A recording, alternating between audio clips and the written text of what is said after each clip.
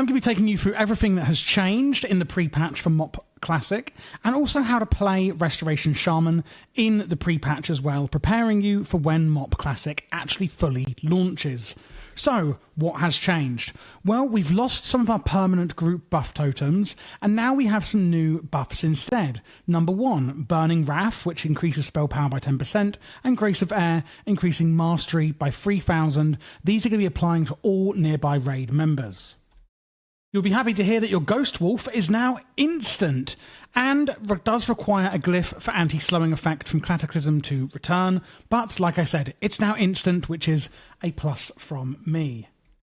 Lightning Bolt can now be cast on the move by default as well, which is a positive change here. And a lot of our talents that were, well, talents in Cataclysm are now baked into the actual talent tree, baked into the actual specialization itself, like Tidal Waves, for example.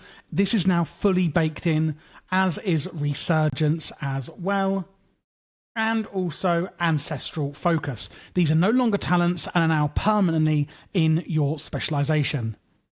Focused Insight is now gone, and if you do want to buff your Healing Rain, this is now done by Unleash Elements, which is seen here. We're going to be using our Weapon Imbue, Earth Living Weapon, and then we can unleash that power to empower our Healing Rain, and this is how we now do that. Another change is with our Water Totem, Healing Stream Totem.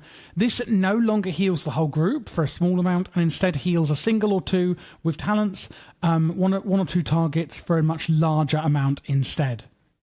Another change is with Riptide, if I can find it.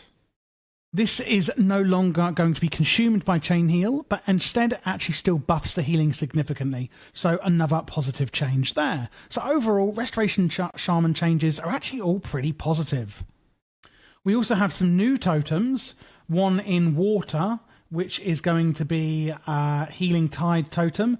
This is basically going to pulse out loads and loads of healing over the raid, doing a huge amount of healing, and is one of our new big sexy cooldowns. Another one is actually going to be enhancing our fellow raid members, which is an air totem, which is Stormlash Totem. This is basically going to give our raid members a like Fawn's effect in theory. Basically, it enhances everyone's damage. Of course, we have all new talents. Talents are much more simplified now. We have a Nature's Guardian passive on the first line. Whenever a damaging attack brings you below 30% health, your maximum health is increased. I personally like going with Stone Bulwark, which is like a damage absorption shield. The second line, we have some CC, etc. I like to go for Earth Grab Totem or Windwalk. Windwalk is actually going to be speeding up, or should I say, immunity to movement impairing effects for our allies, and we can swap these talents out whenever we want with Tomes of the Clear Mind. On the third line, I would go with Call of the Elements, reducing to 0 the cooldown on all totems that you have on cooldown currently that have a shorter than 3-minute cooldown, which is a hell of a lot of our totems. Echo of the Elements on the next one. When one of your spells cause direct healing, you have a chance to echo that, duplicating the effect. Ancestral Guidance at level 75 will be the last talent you can currently get. The last one you will get is Elemental Blast, and that's at level 90. And don't worry, on the day of release for MoP Classic, I will be releasing a full in-depth guide for Restoration Shaman and all other specs on launch day. So Ancestral Guidance is the last one we get. When you deal direct healing for the next 10 seconds, some of that healing is copied onto nearby other injured allies. A really great cooldown that we can use. So how do we put it all together, and what healing and rotation will we be doing while we're still at level 85 for pre-patch? Well, Healing Stream Totem, keep this on cooldown as it does a lot of single target healing for the minimal time and mana that you're going to be using for it, so it's very, very efficient. Try and use your Riptide a hell of a lot in order to produce your Tidal Waves.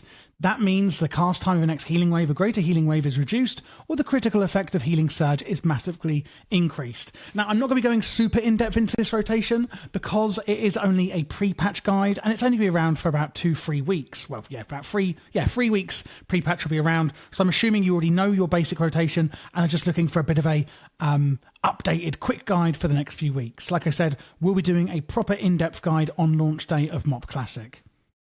Healing Surge is when you're going to be using if people are literally about to drop dead in front of you, this is your emergency heal, and it is also boosted by your Riptide's Tidal Wave effect.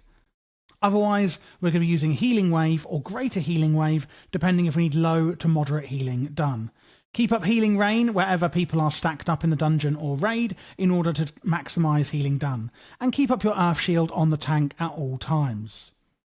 For your cooldowns, we do have Ascendance. While in the form of Water Ascendant, all healing done is duplicated and distributed evenly among nearby allies.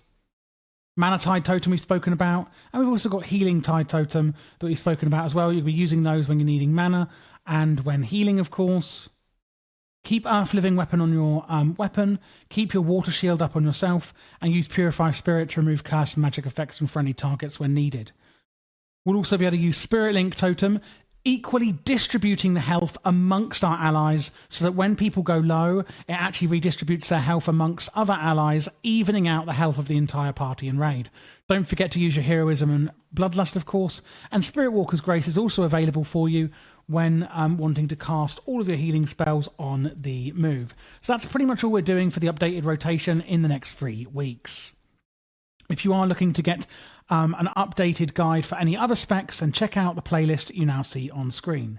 If you can also, I would actually respec to Pandaren, because we do get the Epicurean racial passive, which is now the Biz racial passive for all races and classes that can be Pandaren.